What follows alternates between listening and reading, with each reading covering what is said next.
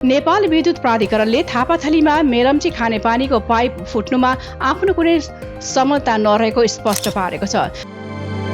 Doctor चित्रञ्जन Shah, consultant neurosurgeon, पथरी तथा मूत्ररोग विशेषज्ञ। सर्वोत्तम स्वास्थ्यका लागि सर्वोत्तम हस्पिटल, पानीटंकी 8 वीरगञ्ज।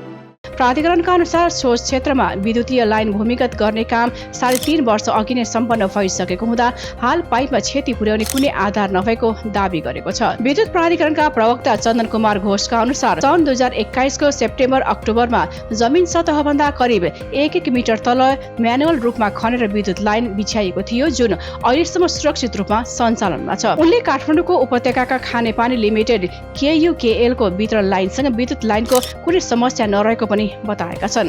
खानेपानी पाइप फुटेको क्षेत्र साँगुरो भएकाले त्यहाँ म्यानुअल विधिबाट काम गरिएको थियो, जसले पाइपलाई कुनै क्षति पुर्याएको छैन, घोषले भने।